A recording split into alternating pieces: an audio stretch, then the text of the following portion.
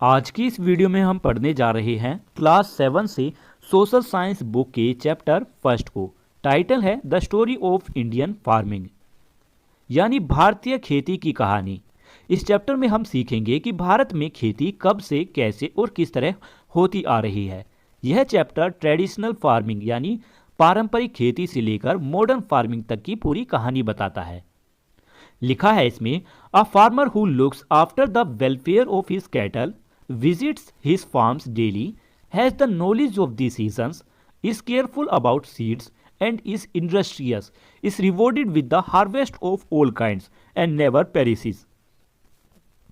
इस लाइन का मतलब है, जो किसान अपने पशुओं का अच्छे से ध्यान रखता है, जो रोज अपने खेतों में जाता है, जिसे मौसमों की सही जानकारी होती है, जो बीज के चुनाव और बोने में सावधान रहता है और जो इंडस्ट्रियस यानी मेहनती होता है, ऐसे किसान हर तरह की फसल पाता है और वह फसल कभी नष्ट नहीं होती, यानी उसका जीवन सुरक्षित और सफल रहता है। फिगर 1.1 फर्स्ट फिगर यह दिखाता है कि कैसे पुराने समय में किसान बैलों की मदद से हल चलाकर खेती की जुताई करता था। यह ट्रेडिशनल मेथड ऑफ फार्मिंग है। सेकंड, इस फिगर में किसान ट्रैक्टर की मदद से जमीन की जुताई कर रहा है। यह मॉडर्न फार्मिंग मेथड है जिसमें मशीनों का यूज होता है। थर्ड, यहाँ महिलाएं धान के छोटे पौधे जिन्हें सीडलिंग्स कहते हैं, उन्हें खेत में रोपाई कर रही है, उन्हें लगा रही है। धान की खेती में यह काम बहुत इंपॉर्टेंट है। फोर्थ, इस फिगर में मशीन की मदद से सीडलिंग को खेतों में लगाया जा रहा है। यह तरीका टाइम बचाता है और मेहनत कम करता है। फिफ्थ, यहाँ गेहूं को उसके डंठल से थ्रेसिंग मशीन द्वारा अलग किया जा रहा है। इस प्रोसेस को थ्रेसिंग कहते हैं। सिक्स्थ, इस फिगर में दाल लेक जो कश्मीर में है, नावों के द्वारा सब्जियों ट्रांसपोर्ट की जा रही हैं। यह दिखाता है कि खेती सिर्फ उगाने तक नहीं, ट्रांसपोर्ट और मार्केट तक भी जुड़ी होती है। द बिग क्वेश्चन, ये कुछ इंपॉर्टेंट क्वेश्चन जो इस चैप्टर में हमें इनके जवाब मिलेंगे। Question first, what are the main characteristics of Indian agriculture. Question पूछा गया है कि भारतीय खेती की क्या मुख्य विशेषताएं हैं, जैसे small farms, dependence on monsoon और वेराइटी ऑफ क्रॉप्स।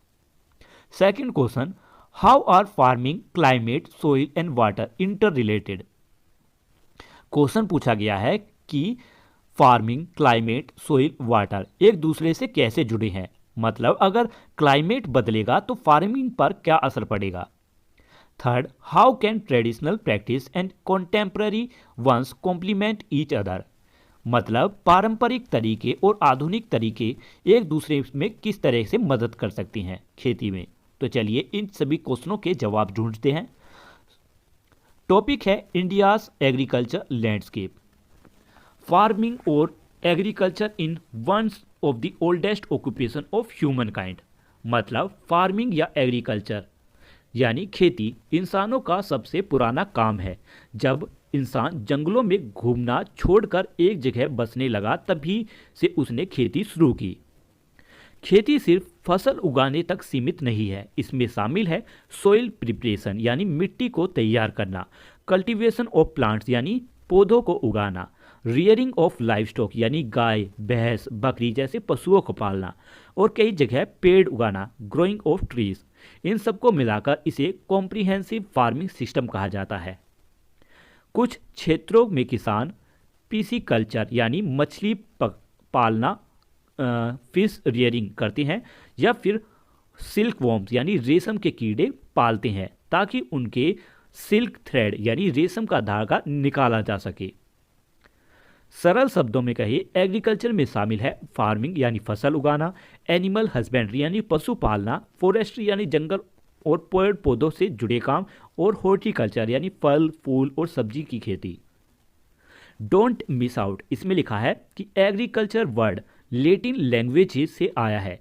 एग्री का मतलब फील्ड यानी खेती और कल्चर का मतलब कल्टीवेशन यानी उगाना, यानी एग्रीकल्चर का मतलब है खेत में उगाने का काम।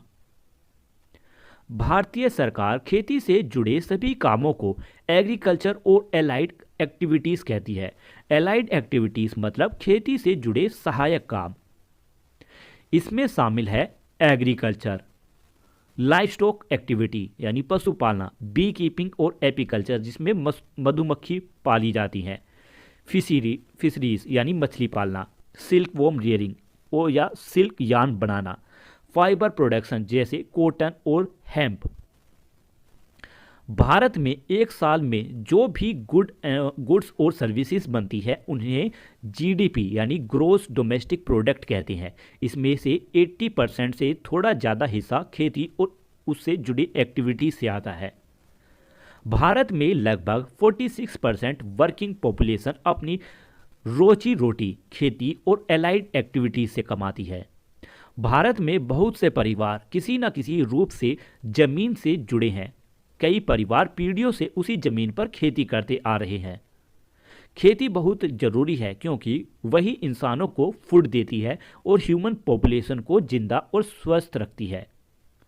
थ्रेसिंग का मतलब है खाने योग्य दाने को भूसे या छिलके से हाथ से या मशीन की मदद से अलग करना। थिंक अबाउट इट लिखा है, जब हम फार्मर शब्द सुनते हैं तो ज़्यादातर लोग एक आदमी की कल्पना करते हैं, लेकिन भारत में रूरल एरियाज में यानी ग्रामीण इलाकों में खेती में काम करने वाले में 70% से ज़्यादा महिलाएं हैं।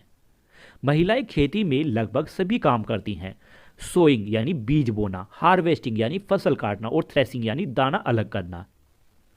भारत की खेती ट्रेडिशनल और मॉडर्न प्रैक्टिस का मिक्सचर है। यहाँ तरह तरह की फसलें उगती हैं और खेती हमारी संस्कृति से गहराई से जुड़ी है।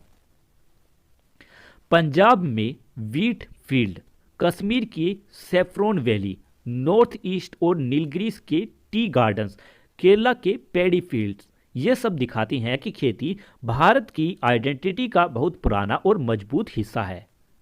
लेट्स एक्सप्लोर लिखा है इसमें, जो खाना आप रोज खाते हैं उनकी लिस्ट बनाइए और पहचानिए कि उसमें grains, pulses, oils, vegetable, fruits क्या क्या है। अब भारत के फिजिकल मैप में अपनी जगह को लोकेट कीजिए। सोचिए कि कौन कौन सी चीज़ें आपके आसपास उगती हैं। सोचिए कि वही फसलें आपके क्षेत्र में क्यों उगाई जाती हैं और जो चीज़ बाहर से आती हैं वे आपके इलाकों में क्यों नहीं उगती। इस पर विचार कीजिए। आगे लिखा है कि आप समझ पाए होंगे कि फसल उगाना डिपेंड करता है सोइल, क्लाइमेट, वेदर की अवेलेबिलिटी और टेरेन यानी जमीन का रूप, इन सब पर फसल डिपेंड करती है। इसलिए खेती की कहानी इन सभी फैक्टर से जुड़ी है। इस चैप्टर में हम इन फैक्टर्स को डिटेल में पढ़ेंगे, लेकिन उससे पहले हमें थोड़ा पास्ट में जाना होगा। Echoes from the past, the story of Indian farming goes back to prehistory, यानी भारतीय खेती की कहानी प्री हिस्टोरिक टाइम यानी लिखित इतिहास से भी पहले के समय तक जाती है। मतलब खेती भारत में बहुत ही प्राचीन काल से हो रही है। आर्कियोलॉजिकल इन्वेस्टिगेशंस यानी पुरातात्विक खुदाई और खोज से यह पता चला कि गंगा प्लेन्स में 7th या 8th मिलीनियम बीसी यानी लगभग 7,000 से 8,000 साल बीसीई में भी चावल के दाने मौजूद थे। इससे पता चला कि उस समय भी लोग चावल जानते थे। कुछ एक्सपर्ट कहते हैं कि चावल के दाने मिलने का यह मतलब नहीं कि उस समय सिस्टमेटिक राइस कल्टीवेशन यानी पूरी तरह व्यवस्थित खेती हो रही होती। हो सकता है कि चावल की खेती को सही तरीके से सीखने में कई और हजार साल लगे हों। मिर्घा जो कि बेलुचिस्तान में स्थित है और सिंधु सरस्वती सिविलाइजेशन से भी पुरानी जगह मानी जाती है, वहाँ बार्ले यानी जौ और मिलेट्स यानी मोटे अनाज की खेती 7th मिलीनियम बीसीई में होती थी। बाद में हड़प्पन सिविलाइजेशन के लोगों की स्टेपल क्रॉप्स यानी मुख्य फसलें बार्ले यानी जौ और वीट यानी गेहूं थी। कई हड़प्पन साइट से यह भी पता चला कि 3rd मिलीनियम बीसीई तक कुछ क्षेत्रों में राइस भी उगाए जाने लगा था, साथ ही मिलेट्स को कई तरह की वेजिटेबल्स भी। समय के साथ किसानों ने और ज़्यादा फसलें उगाना सीख लिया, जैसे ऑयल सीड्स जिसमें आती हैं सीसम, सेफ्रॉन, लिनसीड, मस्टर्ड, कैस्टोर, इन सभी के तेल। नेक्स्ट है लीगम्स और पल्सिस यानी दालें दालें जिसमें शामिल है green gram, black gram, fenugreek यानी मेथी। फाइबर क्रॉप्स जिसमें कॉटन, हेम्प और या जूट आते हैं, और कई वेजिटेबल, साथ ही फ्रूट्स भी जिसमें ग्रेप्स, डेट्स, जुजुबे यानी बेर, jackfruit, mango, mulberry, black पम्प, ये सभी शामिल है। डोंट मिस आउट इसमें लिखा है कि हमारे प्राचीन ग्रंथ वेदास में भी खेती का जिक्र मिलता है, जैसे यावा यानी बाले या फिर उसे कहते हैं जौ, गोधुमा यानी वीट, और राइस, राइस का मतलब राइस से है। इसके अलावा सीसम, ब्लैक ग्राम और कई तरह की पल्सिस और लेगुमस का भी उल्लेख है। इंटरक्रॉपिंग, इंटरक्रॉपिंग का मतलब है एक ही खेती में एक साथ दो या उससे ज़्यादा फसलें उगाना। इससे मिट्टी का सही यूज होता है और रिस्क कम होता है। आगे ऊपर वाले फिगर में कलीबंगा यानी राजस्थान, कलीबंगा जो राजस्थान है उसके हड़प्पन साइट पर लगभग 2800 बीसीई में इंटरक्रॉपिंग के एविडेंस मिली है। खेती में बनी परपेंडिकुलर फुरो यानी एक दूसरे को काटती हुई लकीरें इस बात का सबूत है। नीचे वाला फिगर दिखाता है कि वही इंटरक्रॉपिंग प्रैक्टिस 1960 तक भी जारी थी, यानी लगभग 4800 साल बाद भी किसान वही तरीका इस्तेमाल कर रहे थे। नेक्स्ट है this period also so the domesticated of animal. इस समय में एनिमल्स का डेमोस्टिकेशन भी हुआ। डेमोस्टिकेशन का मतलब जंगली जानवरों को इंसानों के साथ रहने और काम करने लायक बनाना। आगे लिखा है इस लाइन का मतलब है कि cattles, asses, sheeps, goats, dogs, pigs, fowls, इन सब जानवरों को सिंधु सरस्वती सिविलाइजेशन के प्री अर्बन फेसिस यानी शहर बनाने से पहले के समय लगभग 3500 बीसीई में पालतू बनाया गया था। हिस्टोरिकल पीरियड्स में भारत के प्राचीन ग्रंथ खेती के बारे में बहुत ज़्यादा जानकारी देते हैं। इसे यहाँ वेल्थ ऑफ इंफॉर्मेशन कहा गया है। कई प्राचीन ग्रंथों में एग्रीकल्चर, हॉर्टिकल्चर, प्लांट बायोडाइवर्सिटी यानी पौधों की विविधता पर लिखा गया है। कई प्राचीन ग्रंथों में एग्रीकल्चर, हॉर्टिकल्चर और प्लांट बायोडाइवर्सिटी के बारे में लिखा गया है, जैसे कौटिल्य अर्थशास्त्र, संगम लिटरेचर, अमारोखास, क्रिस परासा और वरहामीरा और सुरपाला वृक्षवेदा। कुछ ग्रंथों में एनिमल्स की देखभाल और पालन के तरीके के जिक्र भी लिखे हैं। वृक्षवेदा में सीड प्रिपरेशन यानी बीज तैयार करना, सोइल कल्टीवेशन मेथड्स यानी मिट्टी तैयार करने के तरीके और प्लांटिंग टेक्निक्स यानी पौधे लगाने के तरीके और बहुत कुछ बताया गया है। इस सेंटेंस में बताया गया है कि अगर सीड्स को दूध से भिगोया जाए, गोबर में रगड़ा जाए, सुखाकर मक्सिका यानी शहद और बिदंगा यानी झूठी काली मिर्च से लगाया जाए तो बीज जरूर उगता है। पेड़ को पानी देने के बारे में कहा गया है कि एरिड लैंड यानी सूखी जमीन में नए लगाए गए पौधे को 15 दिन तक सुबह और शाम पानी देना चाहिए ताकि मिट्टी पूरी तरह भीग जाए। इसके अलावा अलग अलग मिट्टी के लिए अलग अलग इरिगेशन मेथड्स यानी सिंचाई के तरीके भी बताए गए हैं।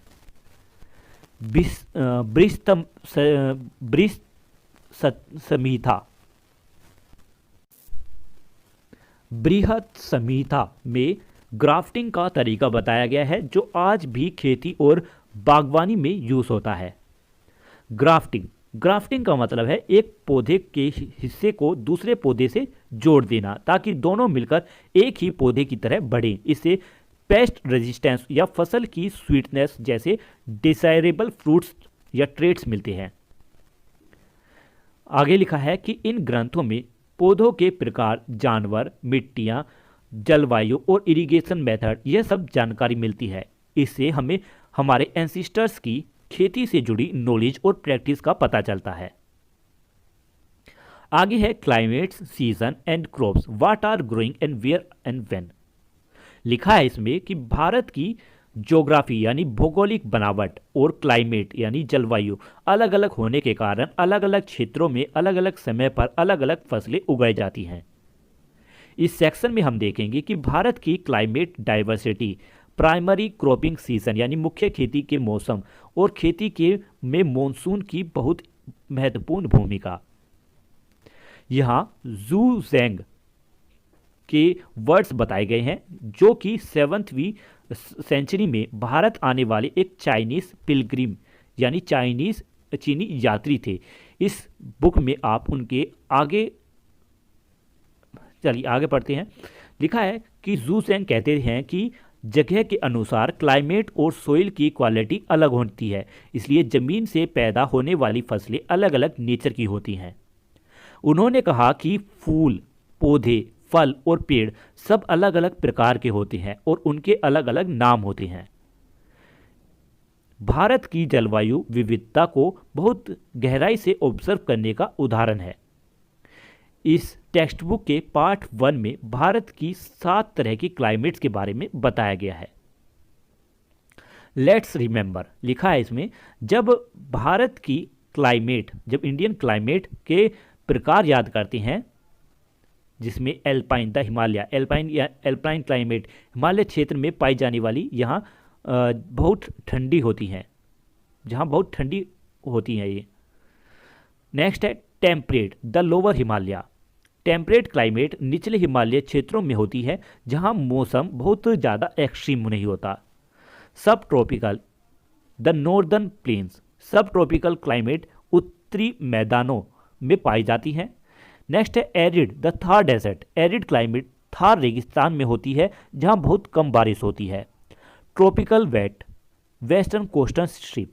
ट्रॉपिकल वेट क्लाइमेट पश्चिमी तटीय क्षेत्र में पाई जाती हैं जहाँ ज़्यादा बारिश होती हैं। सेमी एरिड सेंट्रल डिकेन प्लेटो। सेमी एरिड क्लाइमेट दक्कन पठार में मध्य भाग में होती है जहाँ मध्यम बारिश होती है, मीडियम बारिश। Tropical eastern India and the southern peninsula. Tropical climate पूर्वी भारत और दक्षिण उपमहाद्वीप में पाई जाती है। इन सभी क्षेत्रों में सनशाइन यानी धूप, रेनफॉल, टेम्परेचर और मॉनसून का असर अलग अलग मात्रा में होता है। भारत को 50 एग्रो क्लाइमेटिक जोन्स में बांटा गया है। एग्रो क्लाइमेटिक जोन मतलब खेती और जलवायु पर आधारित क्षेत्र। आसान शब्दों में कहें कि क्लाइमेट, सोइल के प्रकार, जमीन का स्वरूप और वेजिटेशन, इन सब को मिलाकर एग्रो क्लाइमेट जोन बनाए गए हैं। इन कैटेगराइजेशन से गवर्नमेंट और एजेंसीज को यह तय करने में मदद मिलती है कि कौन सी फसल कहाँ, कब और कैसे उगानी चाहिए। कुछ एग्जाम्पल है अपर गंगेटिक प्लेन रीजन्स के बारे में, southern plateau and hills region और वेस्टर्न ड्राई रीजन। टॉपिक है द मॉनसून एंड एग्रीकल्चर। लिखा है कि भारत का मॉनसून सिस्टम खेती की विविधता का सबसे बड़ा कारण है।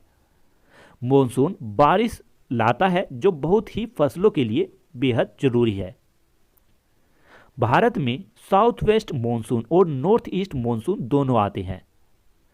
साउथ वेस्ट मॉनसून जून से सितंबर तक बारिश लाता है। यह मॉनसून खरीफ क्रॉप्स के लिए बहुत जरूरी होता है, खासकर नॉर्दर्न और सेंट्रल इंडिया में। नॉर्थ ईस्ट मॉनसून अक्टूबर से दिसंबर तक चलता है। यह मॉनसून ईस्ट और साउथ इंडिया में बारिश लाता है।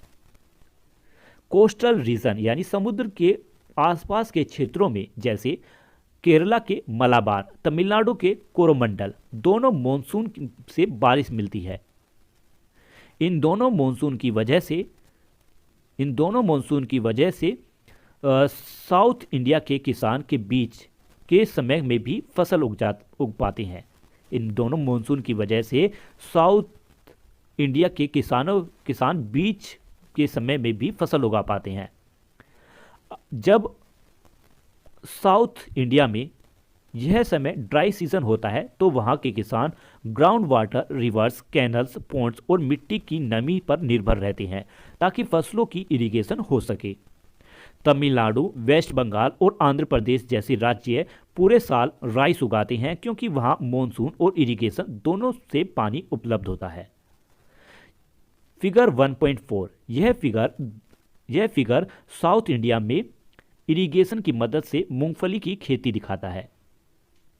आगे है the rhythm of seasons and crops kharif, rabi and ज़ैद।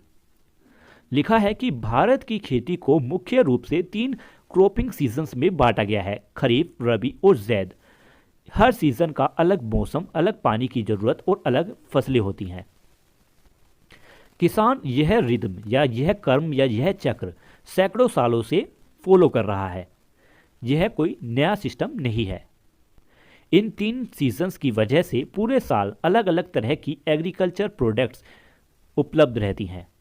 यह फार्मिंग रिदम लोगों के लिए फूड सप्लाई सुनिश्चित करता है, यानी पूरे साल खाने की कमी ना होना। खरीफ, रबी और ज़ैद, ये वर्ड्स अरेबिक लैंग्वेज से आए हैं और मुगल टाइम्स में इस्तेमाल हो रहे हैं। रबी जो कि विंटर क्रॉप्स है। रबी सीजन में मौसम ठंडा होता है और पानी की ज़रूरत कम होती है। रबी क्रॉप्स सर्दियों में ग्रो करती है। इस फसलों को की हार्वेस्टिंग यानी गर्मी की शुरुआत में होती है। हार्वेस्टिंग गर्मी की शुरुआत में होती है और सोइंग यानी रबी क्रॉप्स की सोइंग अक्टूबर नवंबर में होती है। रबी क्रॉप्स के एग्जाम्पल हैं वीट, बार्ले, पीस, मस्टर्ड, ग्राम यानी गेहूं, जौ, मटर, सरसों और चना। खरीफ क्रॉप्स यानी मॉनसून सीजन की क्रॉप्स। खरीफ क्रॉप्स में मौसम गर्म होता है और भारी बारिश होती है। खरीफ क्रॉप्स की सोइंग मॉनसून में शुरू हो जाती है। ये फसलें बारिश के समय ग्रो करती हैं और इनकी हार्वेस्टिंग सितंबर से अक्टूबर के आसपास होती है। खरीफ क्रॉप्स में शामिल हैं एग्जाम्पल राइस, मेज यानी चावल और मक्का, ज्वार, बाजरा, शुगर केन, ग्राउंड नट और कॉटन। नेक्स्ट है ज़ैद यानी समर क्रॉप्स। ज़ैद क्रॉप्स गर्मी के मौसम में होती हैं। इनकी सोइंग मार्च अप्रैल में होती है। इनको बोया जाता है मार्च से अप्रैल के महीने में। उनको काटा जाता है जून के आसपास। इसमें एग्जाम्पल है वाटरमेलन, कुकुम्बर, मस्क मेलन और पंपकिन। रबी सीजन विंटर क्रॉप्स और खरीफ सीजन मॉनसून क्रॉप, ज़ैद सीजन समर क्रॉप्स। यहाँ पर ये कलर बॉक्स में दिखाया गया है। फिगर 1.5 भारत के ज़्यादातर हिस्सों में खरीफ, रबी और ज़ैद क्रॉप किस सीजन में होती हैं यह दिखाया गया है। Don't miss out. लिखा है इसमें कि अरेबिक वर्ड से पहले इन फसलों के इंडियन नेम से केदारा जो कि वेट क्रॉप जिसका मतलब है वेट क्रॉप, हाइमाना यानी विंटर क्रॉप्स और ग्रीष्मिका यानी समर क्रॉप्स।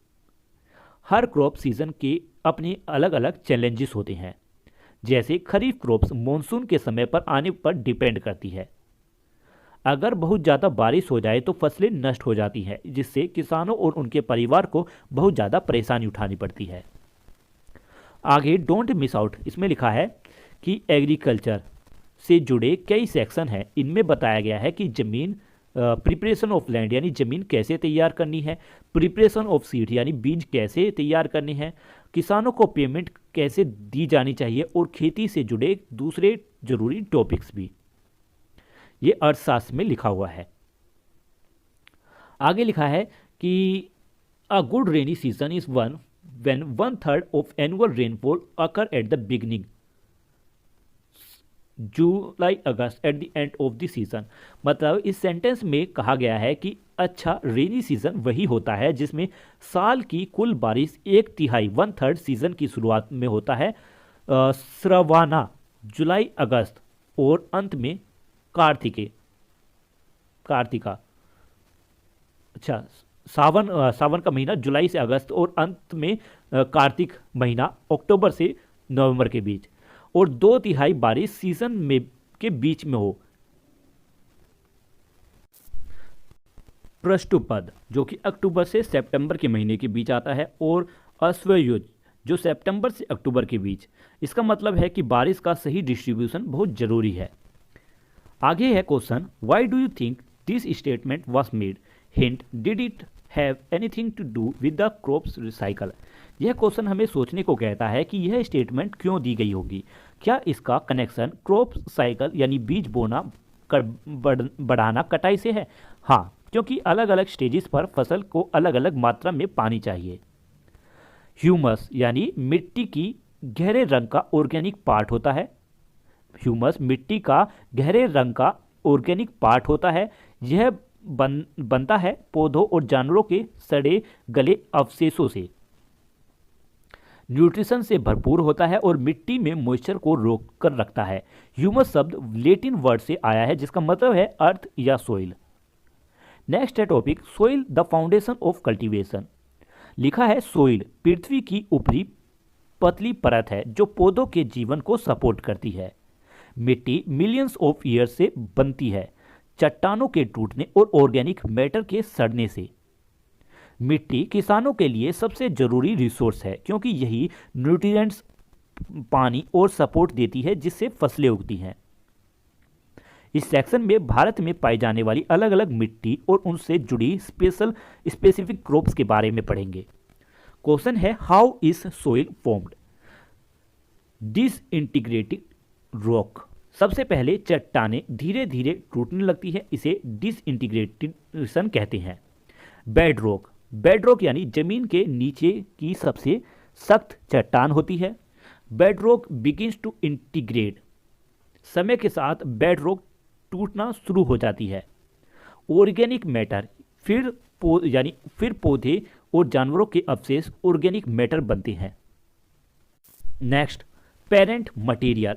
टूटी हुई चट्टानों और ऑर्गेनिक मैटर को पेरेंट मटेरियल कहा जाता है जो मिट्टी बनाने का बेस होता है। नेक्स्ट है ऑर्गेनिक मटेरियल्स फैसिलिटेट इंटीग्रेशन यानी ऑर्गेनिक मटेरियल्स चट्टानों को और तेजी से तोड़ने में मदद करते हैं। और mineral fragments and organic matter यानी धीरे धीरे मिनरल्स फ्रेगमेंट्स और ऑर्गेनिक मैटर मिलकर मिट्टी बनाते हैं। ह्यूमस। इस प्रोसेस में ह्यूमस बनता है जो मिट्टी को उपजाऊ बनाता है। Top soil. ऊपर की उपजाऊ परत टॉप सॉइल कहलाती है, यही फसलें उगती हैं। इस तरह मिट्टी की अलग अलग लेयर्स बनती हैं। जब मिट्टी पूरी तरह डेवलप हो जाती है तो वह घनी वेजिटेशन यानी ज़्यादा पेड़ पौधे को सपोर्ट करती हैं। यह फिगर मिट्टी बनाने की प्रोसेस को सिंपल तरीके से दिखाता है। यह प्रोसेस कुछ 100 सालों से लेकर कई हजार साल तक चल सकती है। नेक्स्ट टॉपिक है सोइल ऑफ इंडिया। लिखा है कि भारत में मिट्टी के कई अलग अलग प्रकार पाए जाते हैं। हर मिट्टी के अपने अलग अलग प्रॉपर्टीज होती हैं जैसे रंग, उपजाऊपन, पानी रोकने की क्षमता, ये सभी। एंशियंट टेक्स्ट यानी प्राचीन ग्रंथों में जैसे अम्रकोसा मिट्टी की फर्टाइल के आधार पर 12 प्रकार की कृषि भूमिका के बारे में बताता है, एक इंफॉर्मेशन देता है। आज के समय में भारत की मिट्टियों को 6 मेजर टाइप्स में बांटा गया है। फर्स्ट है alluvial soil, second black soil, red soil, laterite soil, desert soil और माउंटेन सोइल जिसको एल्पाइन सोइल भी कहते हैं। लेट्स एक्सप्लोर में लिखा है कि इस एक्टिविटी में आपको ऊपर बताई गई हर सोइल के लिए कम से कम 2 राज्यों के नाम बतानी है। यह मैप अंडरस्टैंडिंग को इम्प्रूव करता है। सेकंड, इस क्वेश्चन पूछा गया है कि आपके राज्य या यूनियन टेरिटरी में सबसे ज़्यादा कौन सी मिट्टी पाई जाती है और मिट्टी हमें किस तरह की कहानी बताती है। इससे पता चलता है कि हजारों सालों में हर जगह पर क्या क्या बदलाव हुए होंगे जब मिट्टी बन रही थी। अब आगे पढ़ते हैं।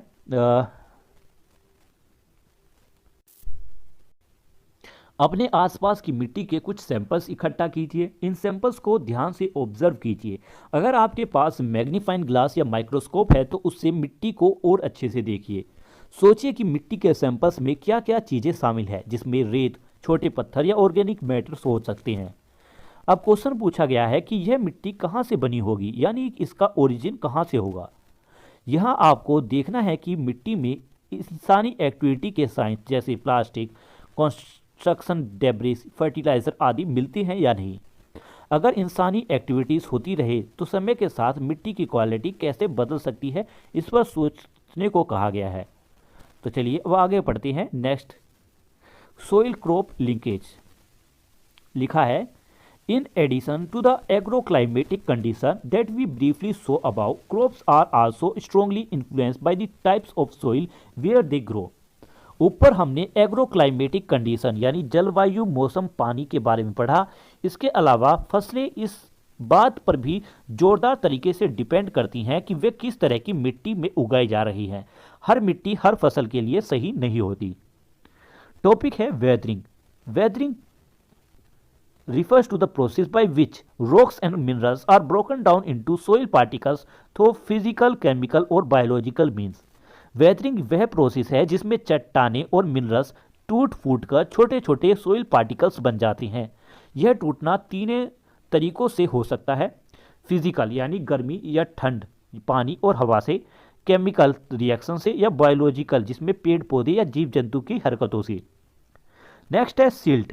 Silt a fine grain dust like sediment composed of rock and minerals particles that are larger than clay but smaller than sand।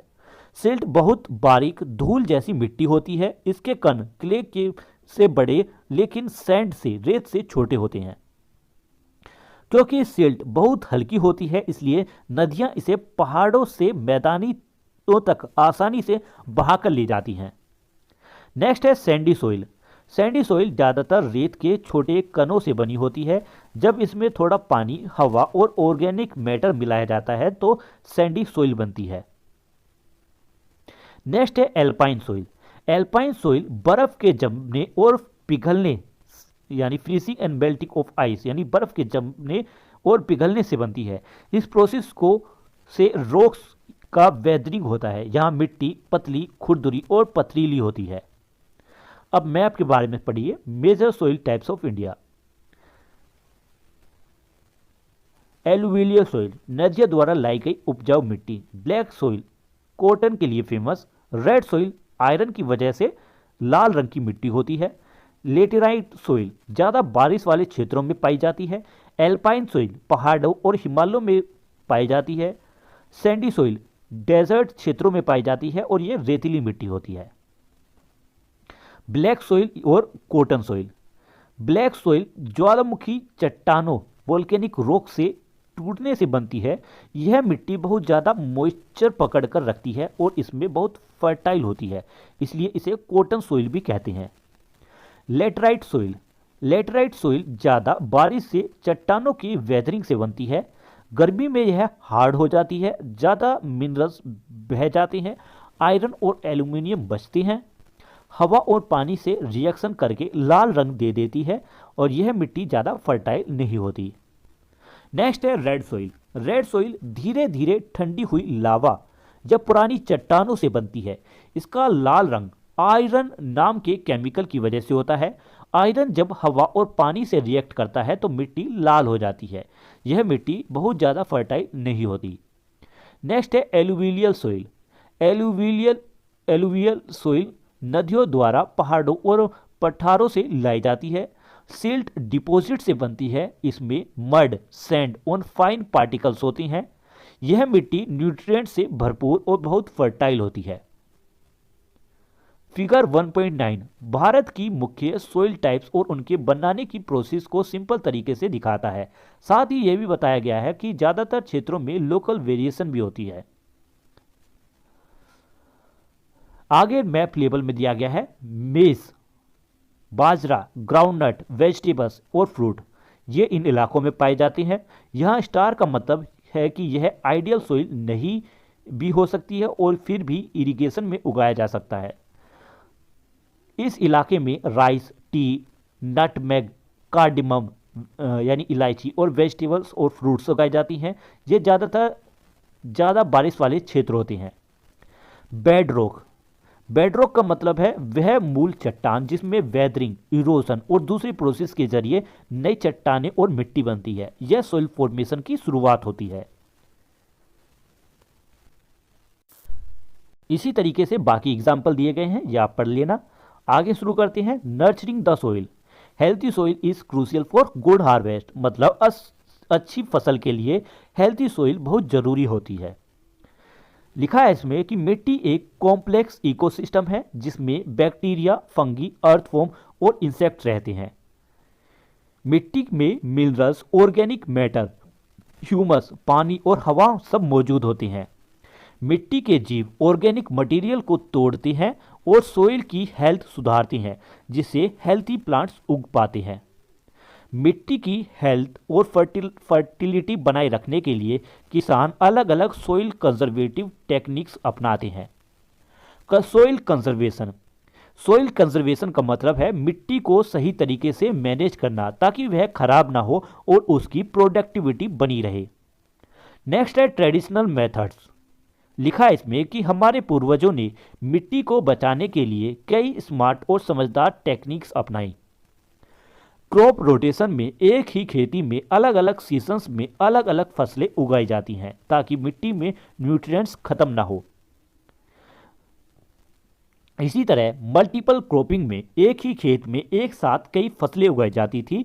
यह भी बहुत इंपॉर्टेंट तरीका है। इससे पेस्ट का खतरा खत्म होता है और कम से कम एक फसल जरूर मिल जाती है। फसलें ऐसे चुनी जाती थी कि एक ही फसल से समय समय पर हार्वेस्ट मिलती रहे।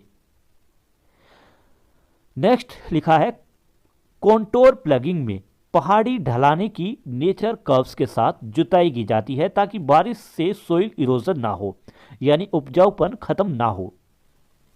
किसान काउ डंग यानी गाय के गोबर जैसे ऑर्गेनिक फर्टिलाइजर्स का इस्तेमाल करते थे ताकि मिट्टी के न्यूट्रिएंट्स वापस मिल सके। डोंट मिस आउट इसमें लिखा है कि क्या आप जानते हैं कि पंचगव्य गाय से मिलने वाली 5 चीजों का फर्मेंटेड मिक्सचर है। डंग, यूरिन, मिल्क, कर्ड और घी। रिसेंट स्टडीज बताती हैं कि पंचगव्य एक बायो फर्टिलाइजर्स की तरह काम करता है, फसल की ग्रोथ और प्रोडक्टिविटी बढ़ाता है और डिजीज से रेजिस्टेंस भी बढ़ाता है, यानी डिजीज से बीमारियों से लड़ने की शक्ति भी बढ़ाता है। आगे है कॉन्टेम्पररी अप्रोचेस। कॉन्टेम्पररी अप्रोचेस यानी आज के समय के आधुनिक तरीके। आजकल पहाड़ी इलाकों में टेरेसिंग की जाती है। टेरेसिंग मतलब पहाड़ों को सीढ़ीनुमा बना देना। इससे पानी तेजी से नीचे बहता है और सोइल की अनउपजाऊपन कम हो जाता है। सोइल इरोजन नहीं होता, यानी उपजाऊपन खत्म नहीं होता। अफोरेस्टेशन यानी ज्यादा से ज्यादा पेड़ लगाना। पेड़ लगाने से मिट्टी जड़ों में बंधी रहती है और सोइल इरोजन रुकता है। आज भी किसान कुछ ट्रेडिशनल मेथड्स अपनाते हैं, जैसे मल्चिंग यानी फसल के अवशेष से मिट्टी ढकना, प्लगिंग बैक क्रॉप रेसिड्यू यानी कटाई के बाद बचे अवशेषों को मिट्टी में मिला देना। ये तरीके मिट्टी को उपजाऊ बनाए रखते हैं। आजकल फर्टिलाइजर्स को बहुत प्रिसाइज तरीके से डाला जाता है। इससे फर्टिलाइजर्स की बर्बादी नहीं होती और सोइल हेल्थ बनी रहती है। फिगर 1.11 इस फिगर में दिखाया गया है कि धान की खेती में की मेड़ों यानी बंड्स पर बनाना ट्रीज लगाए गए हैं। ये पेड्स हवा को रोकते हैं, मिट्टी को बहने नहीं देते और किसानों को एक एक्स्ट्रा क्रॉप्स भी देते हैं। फिगर 1.12 इस फिगर में ड्रोन का यूज किया जा रहा है, जिससे मिट्टी की मॉइस्चर जांची जा सके। यह काम ग्रीन हाउस के अंदर हो रहा है। अब नेक्स्ट टॉपिक है ग्रीन हाउस। ग्रीन हाउस क्या है? Greenhouse are transparent covering structure made of glass और plastic that capture sunlight and heat for the growth of plants in a controlled environment. Green house यानी कांच या plastic से बनी transparent structure होती है। यह सूरज की रोशनी और गर्मी को अंदर रोकती है, जिससे पौधे कंट्रोल इन्वायरमेंट में अच्छे से बढ़ सके। नेक्स्ट है topic water rain fade versus irrigated agriculture. लिखा है कि पानी खेती के लिए सबसे बुनियादी रिसोर्स है। पानी के बिना फसलें उग नहीं सकती। भारत में अलग अलग हिस्सों में खेती कैसे होगी, यह पानी की अवेलेबिलिटी पर डिपेंड करता है। इस सेक्शन में 2 मुख्य प्रकार की खेती बताई गई है, रेन फेड एग्रीकल्चर और irrigated agriculture. Rain fade agriculture, इसमें रेन फेड एग्रीकल्चर उस खेती को कहते हैं जो पूरी तरह रेनफॉल पर डिपेंड करती है। यह खेती उन इलाकों में ज़्यादा होती है जहां मॉनसून यानी बारिश का मौसम के समय बहुत ज़्यादा बारिश होती है। लेकिन जो किसान सिर्फ बारिश पर डिपेंड करते हैं उन्हें कई प्रॉब्लम्स झेलनी पड़ती हैं, जैसे ड्राफ्ट्स यानी सूखा पड़ जाना और अनप्रेडिक्टेबल मॉनसून यानी अचानक से बारिश आ जाना। इस प्रॉब्लम से निपटने के लिए किसानों ने कई अडेप्टेशन विकसित किए हैं, जैसे ड्राफ्ट रेजिस्टेंट क्रॉप्स चुनना और ट्रेडिशनल वाटर हार्वेस्टिंग टेक्निक का इस्तेमाल करना, कुछ परंपरागत पानी को बचाने की टेक्निक्स। नेक्स्ट है इरिगेटेड एग्रीकल्चर। इरिगेटेड एग्रीकल्चर में फसलों को पानी देने के लिए आर्टिफिशियल मेथड्स का इस्तेमाल किया जाता है। ये बारिश का पूरी तरह डिपेंड नहीं करती। इस तरह की इरिगेशन फार्म प्रोडक्टिविटी बढ़ाने में मदद करती है और मॉनसून पर निर्भर कम करती है। भारत में इरिगेशन का इतिहास बहुत पुराना है। इंडस सिविलाइजेशन के समय से ही भारत में अलग अलग वाटर स्ट्रक्चर्स बनाए जाते रहे हैं। पूरे भारत में पानी से जुड़े स्ट्रक्चर्स के अलग अलग लोकल नाम मिलते हैं, जैसे कुल, कुंड, आहर, पोखर, खाडिन, आराकेरा, कोलाम, सुरनगम, तड़ागाम और इरी। यह दिखाता है कि हर रीजन में, हर इलाके या हर क्षेत्र में अपनी जरूरत के हिसाब से इरिगेशन सिस्टम बनाए गए हैं। फिगर 1.13 यह फिगर मोन्सर लेक विरंगम गुजरात को दिखाता है। यह लेक आर्टिफिशियल लेक है।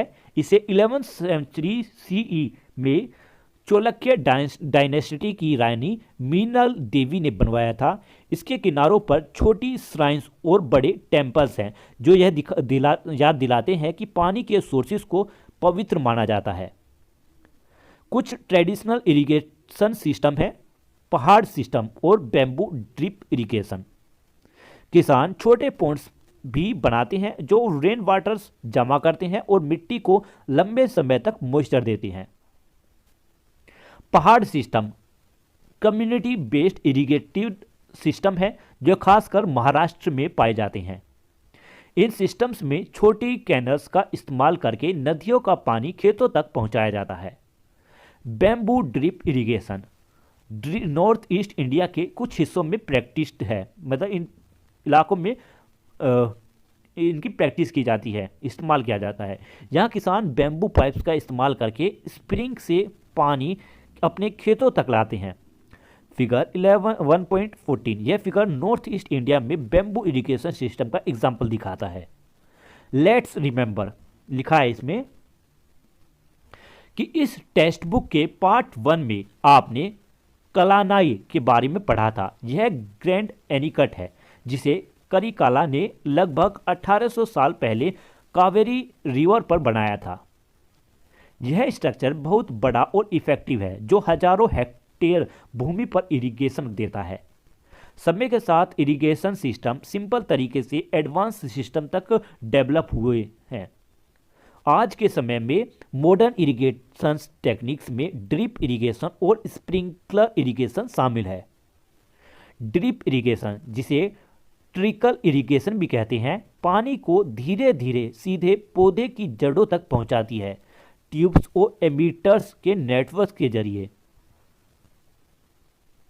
थिंक अबाउट इट लिखा है इसमें कि imagine a network of small pipes with tiny holes place near the base of your plant.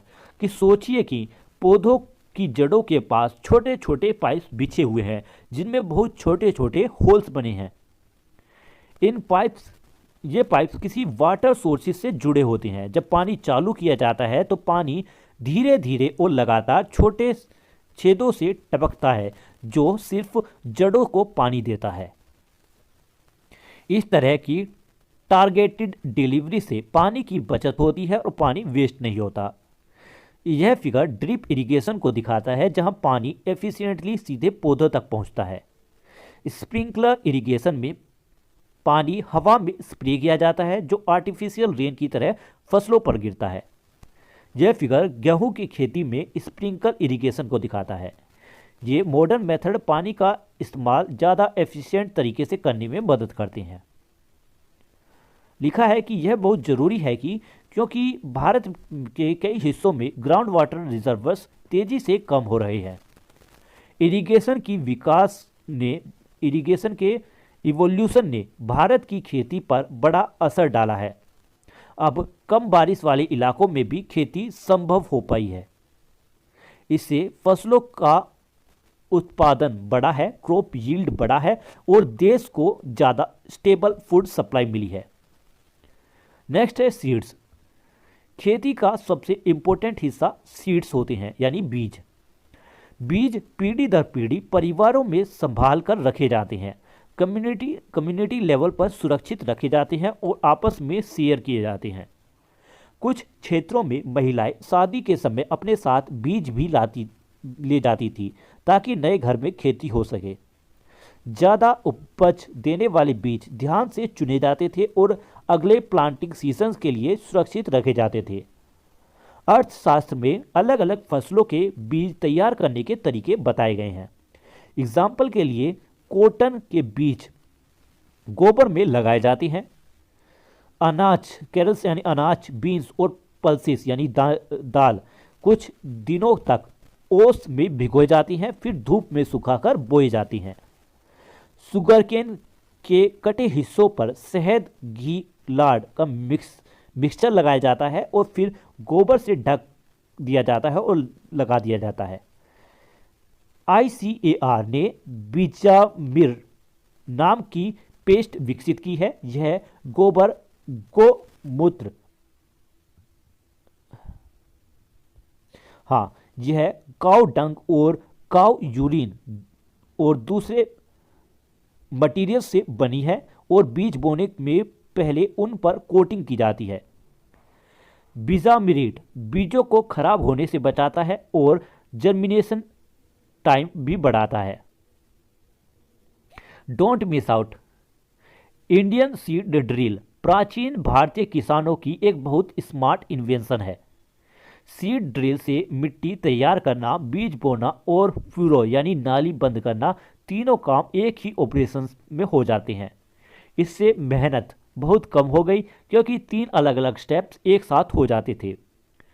आजकल ज़्यादा से ज़्यादा किसान बीज अलग अलग कंपनी से खरीदते हैं।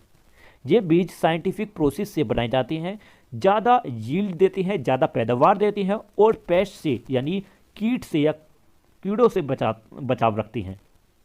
लेकिन कई बार इन बीजों से जो नई फसल के बीज बनते हैं वे अगले सीजन में बोने लायक नहीं होते। इस बात की क्रिटिसिज्म आलोचना होती है कि क्योंकि इससे किसान सीड कंपनी पर डिपेंड हो जाते हैं। नेक्स्ट है agriculture practices, traditional wisdom and modern innovation. Agriculture practices, traditional wisdom and modern innovation. लिखा है कि सेंचुरीज यानी सदियों के दौरान भारतीय किसानों ने खेती के कई तरह के मेथड विकसित किए हैं। इनमें से कुछ तरीके एंशियंट नॉलेज और ट्रेडिशंस पर आधारित हैं, जबकि कुछ मॉडर्न टेक्निक्स हैं जो आज की टेक्नोलॉजी का यूज़ करते हैं। कई फार्मर्स ट्रेडिशनल और मॉडर्न दोनों तरीके को मिलाकर इस्तेमाल करते हैं। टॉपिक है traditional farming system. Traditional agriculture में पौधे और मिट्टी को पूरे सोइल इकोसिस्टम के साथ एक कंप्लीट सिस्टम माना जाता है। मिट्टी को पौधे के न्यूट्रिएंट्स का मुख्य सोर्सेस माना जाता है और साथ ही फार्म यार्ड मैन्योर यानी खाद के रूप में दूसरे न्यूट्रिएंट्स दिए जाते हैं। मिट्टी में मौजूद बैक्टीरिया, फंगी etc न्यूट्रिशन को एक ऐसे फॉर्म में बदल देते हैं जिन्हें पौधे आसानी से एब्जॉर्ब कर सके। पौधे भी बदले में अपनी जड़ों के जरिए इन जीवों को एनर्जी देते हैं जिससे वे ग्रो करते हैं। ट्रेडिशनल फार्मिंग आमतौर पर स्मॉल स्केल होती है और लोकल रिसोर्सेज पर डिपेंड करती है। ये इन्वायरमेंट से बहुत क्लोजली जुड़ी होती है। टेरेस फार्मिंग ट्रेडिशनल फार्मिंग का एक एग्जाम्पल है। यह तरीका पहाड़ी ढलानों पर इस्तेमाल किया जाता है। किसान पहाड़ों को स्टेप्स या टेरेस यानी सीढ़ीनुमा काटते हैं ताकि फ्लैट लैंड बने। इससे सोइल इरोजन रुकता है और वाटर कंजर्व होता है। ICAR ने लगभग 5000 ट्रेडिशनल प्रैक्टिसेस को डॉक्यूमेंट किया है और वे उनमें से 100 से ज़्यादा को टेस्ट किया है। यह पाया गया कि 85% से ज़्यादा प्रैक्टिसेस मॉडर्न साइंस द्वारा यह साबित हुई और यह पाया गया कि 85% से ज़्यादा प्रैक्टिसेस मॉडर्न साइंस द्वारा साबित हुई हैं और केमिकल का यूज़ कम करने तथा सोइल हेल्थ सुधारने में मददगार हैं। डोंट मिस आउट, इसमें लिखा है कि traditional farming systems natural cycle के साथ जुड़ी होती हैं, जैसे ऋतु चक्र, मौसमों का चक्र। इसमें परिवार की भागीदारी और घरेलू जानवर डोमेस्टिक एनिमल्स का भी यूज होता है। फॉर एग्जाम्पल्स कुलागर और गोकृषि। अब पढ़ते हैं कुलागर के बारे में। Kulagar, this terms come from the Konkani word kula meaning family और आगार मीन स्टोर हाउस। मतलब कुलार शब्द कोंकणी लैंग्वेज से आया है। कुला मतलब फैमिली और आगर मतलब स्टोर हाउस। कुलागार एक होम स्टीड फार्मिंग सिस्टम है जहां परिवार अपने घरों के आसपास food crops, cash crops, fruits, vegetables, spices और मेडिसिनल प्लांट्स एक प्लांट इरिगेशन सिस्टम के साथ उगाती हैं। यह फार्मिंग प्रैक्टिस भारत के कोंकण प्लेन्स में मैदानों में खासकर गोवा में आमतौर पर उगाई जाती हैं। नेक्स्ट है Gokrishi. This is a holistic method in which cows provide manure which is used as organic fertilizer and bullocks are used to plug the field। गो कृषि एक होलिस्टिक मेथड है जिसमें गाय के मैन्योर यानी गोबर या गोबर की खाद मिलता है जो ऑर्गेनिक फर्टिलाइजर की तरह यूज होता है और बैलों से खेतों की जुताई की जाती है। नेक्स्ट है कॉन्टेम्परेरी एग्रीकल्चर। कॉन्टेम्परेरी एग्रीकल्चर का मतलब है आज के समय की खेती। Contemporary agriculture is characterized by modern farming method that use technology, machinery and new farming technique. Contemporary agriculture का मतलब है आज के समय की खेती। इसमें टेक्नोलॉजी, मॉडर्न टेक्नोलॉजी, मशीनरी और नई फार्मिंग टेक्निक्स का इस्तेमाल किया जाता है। 1960 से 1970 में ग्रीन रिवॉल्यूशन खेती के इतिहास में एक बहुत बड़ा टर्निंग पॉइंट था। इस आंदोलन में खेती के कई नई चीज़ें इंट्रोड्यूस की। HYV सीड्स यानी ऐसे बीज जो बहुत ज़्यादा उत्पादन देते हैं। इरिगेशन की सुविधा बहुत ज़्यादा बढ़ाई गई। केमिकल फर्टिलाइजर्स और पेस्टिसाइड्स का बड़े पैमाने पर इस्तेमाल किया गया। ट्रैक्टर्स, हार्वेस्टर जैसी मशीन का यूज शुरू हुआ। ग्रीन रिवॉल्यूशन से फूड ग्रेन्स प्रोडक्शन खासकर वीट और राइस का बहुत ज़्यादा बढ़ गया। ग्रीन रिवॉल्यूशन से फूड ग्रेन प्रोडक्शन खासकर वीट और राइस का बहुत ज़्यादा बढ़ गया और भारत में सेल्फ सफिशिएंट बन गया। मॉडर्न फार्म्स में ट्रैक्टर, हार्वेस्टर और दूसरी मशीन काम को तेज और आसान बनाने के लिए इस्तेमाल होने लगे। तब से एग्रीकल्चर भारतीय इकोनॉमी की बैकबोन बन गई। यह फिगर MS स्वामीनाथन का है जिन्हें ग्रीन रिवॉल्यूशन का आर्किटेक्ट कहा जाता है।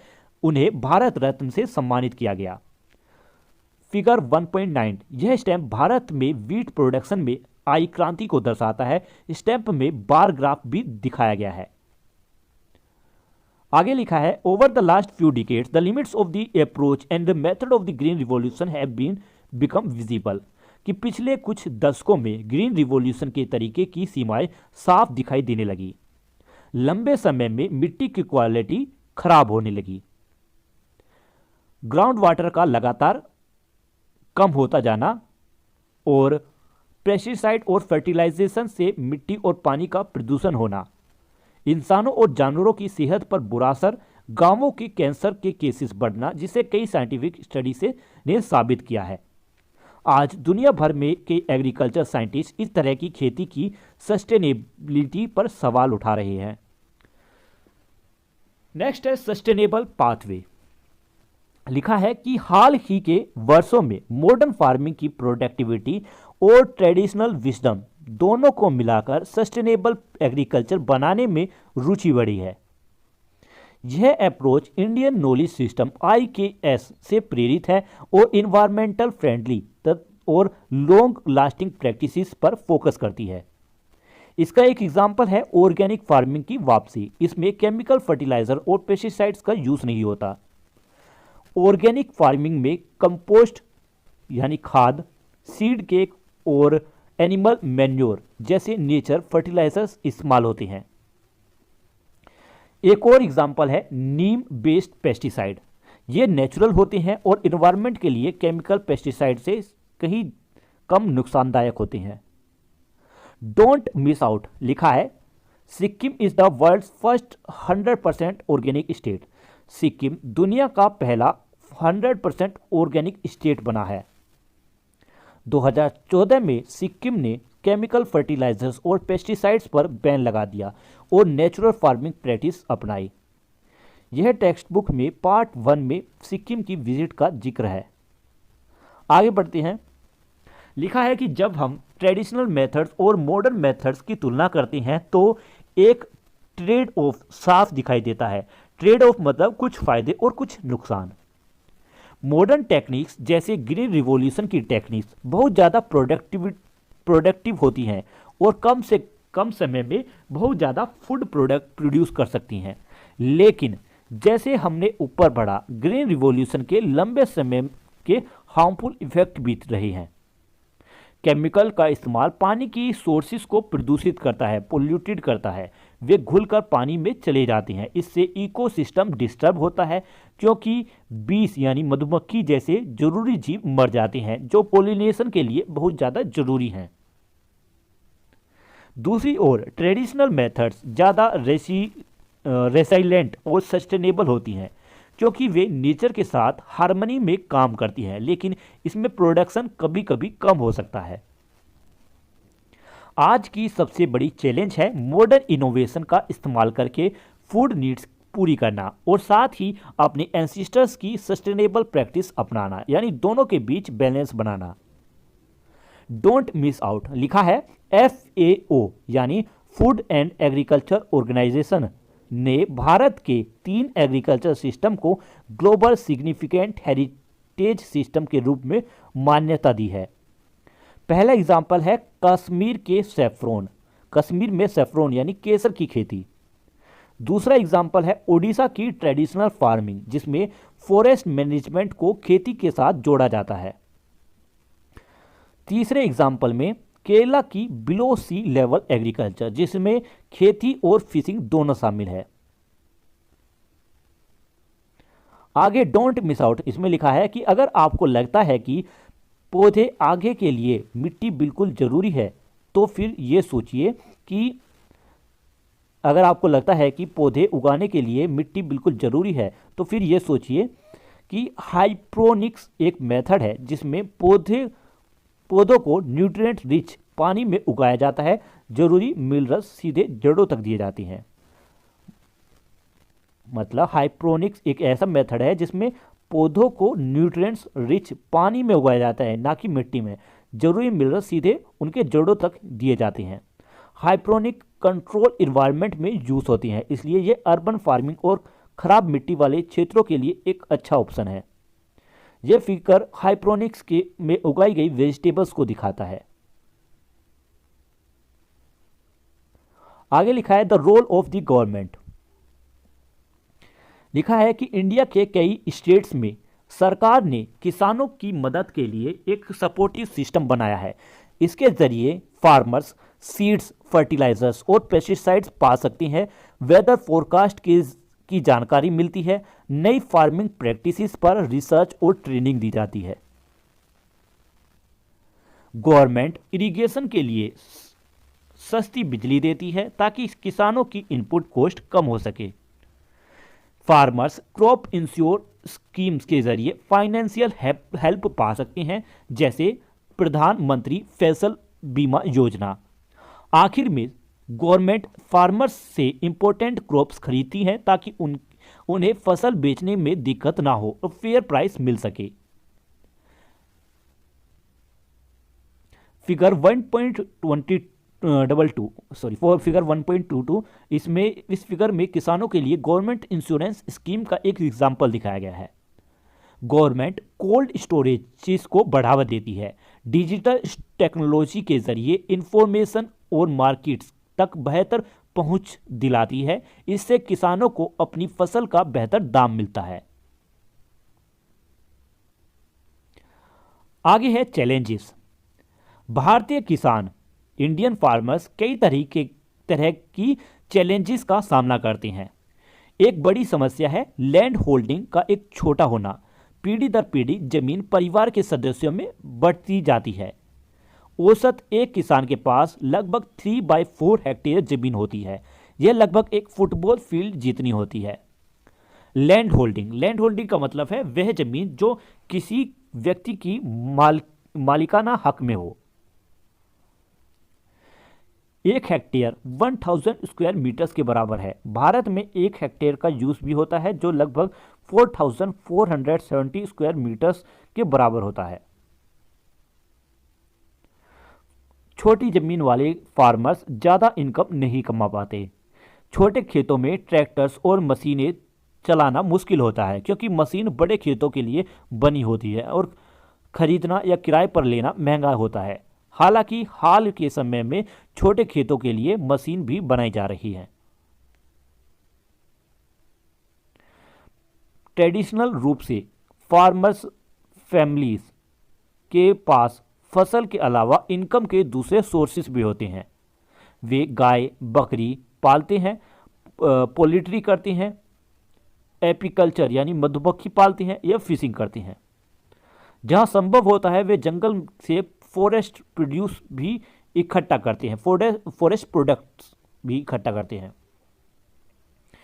कई किसान खेतों की मेड़ों बंड्स यानी मेड़ों पर फल और लकड़ी के लिए पेड़ भी लगाते हैं। डाइवर्सिटी बिल्ड रिजाइलेंस यानी अलग अलग काम करने के लिए किसानों में रिजाइलेंस यानी मुश्किलों से उबरने की ताकत बढ़ती है। हाउएवर लेकिन आज के समय में यह सब भी किसानों को एक अच्छी क्वालिटी ऑफ लाइफ देने के लिए काफ़ी नहीं साबित हो रहा। आज फार्मर्स के सामने एक बहुत बड़ी चैलेंजेस है क्लाइमेट चेंज। क्लाइमेट अब ज़्यादा अनप्रेडिक्टेबल हो गया है। जैसे समय से पहले या देर से बारिश देर से बारिश हो जाना, साथ ही एक्सट्रीम इवेंट्स जैसे भयंकर सूखा पड़ जाना या बहुत ज़्यादा बारिश या फिर ज़्यादा बार बार बारिश होने लगना। इस वजह से फसल नष्ट होने का खतरा बहुत बढ़ जाता है और कई बार फार्मर्स को भारी नुकसान होता है। जैसे जैसे हमारी धरती तेजी से गर्म हो रही है यह समस्या और भी ज़्यादा बढ़ने की संभावना है। आगे थिंक अबाउट इट, इसमें लिखा है कि with its rich alluvial soil for millennia the Ganga basin has been a source of food and water to millions of people over 500 million today. कि गंगा घाटी में बहुत उपजाऊ एलुवियल सोइल पाई जाती है। हजारों सालों से यह क्षेत्र लाखों करोड़ों लोगों को खाना और पानी दे रहा है। आज भी 500 मिलियन यानी 50 करोड़ से ज़्यादा लोग गंगा बेसिन पर डिपेंड करते हैं। लेकिन पिछले कुछ सालों में गंगा नदी बहुत ज़्यादा स्ट्रेस में है। अब वह अपने आप को नेचुरल तरीके से फिर से रिप्लेनिश नहीं कर पा रही, फिर से भर नहीं पा रही। गर्मियों में गंगा के कई हिस्सों में पानी इतना कम हो जाता है कि नावें भी नहीं चल पाती। इसे कहती हैं नॉट नेविगेबल। इसके कई कारण हैं। ग्लोबल वार्मिंग की वजह से हिमालय के ग्लेशियर्स बहुत तेजी से पिघल रहे हैं, जितना पहले कभी नहीं हुआ था। गंगा का बहुत सारा पानी इरिगेशन के लिए मोड़ दिया जाता है। खेती और इंडस्ट्रीज जमीन के नीचे से बहुत ज़्यादा ग्राउंड वाटर निकाल लेती हैं। सैकड़ों डैम नदी के नेचुरल फ्लो यानी प्राकृतिक बहाव को रोकते हैं और बदलते हैं। इसका सॉल्यूशन मौजूद है, लेकिन अगर गंगा की यही हालत बनी रही तो गंगा बेसिन की एग्रीकल्चर धीरे धीरे अनसस्टेनेबल हो जाएगी। इससे करोड़ों लोगों की रोजमर्रा की आमदनी या आय और भारत की फूड प्रोडक्शन खतरे में पड़ सकती है। ऐसी समस्याएं और कुछ दूसरी दिक्कतें फार्मर्स को मजबूर कर देती हैं कि वे मुश्किल समय में लोन लें, लेकिन बाद में वही लोन चुकाना बहुत मुश्किल हो जाता है और किसान डेब्ट ट्रैप यानी कर्ज के जाल में फंस जाते हैं। इससे नतीजा यह होता है कि कई किसान खेती छोड़ने को मजबूर हो गए। कुछ एस्टीमेट्स के अनुसार हर दिन लगभग 2300 किसान एग्रीकल्चर छोड़ देते हैं। लेकिन इस चैप्टर में बताई गई नई अप्रोचेस से उम्मीद है कि भविष्य में भारत के हर हिस्से में एग्रीकल्चर फिर से फ्लरिश होगा, यानी फिर से फलेगा फूलेगा। तो आज की ये वीडियो हमारी यहीं पर कंप्लीट होती है। चैप्टर कैसा लगा है इस बारे में कमेंट में लिखकर जरूर बताएं। मिलते हैं नेक्स्ट वीडियो में इस चैप्टर के क्वेश्चन आंसर्स के साथ। तब तक के लिए बाय बाय।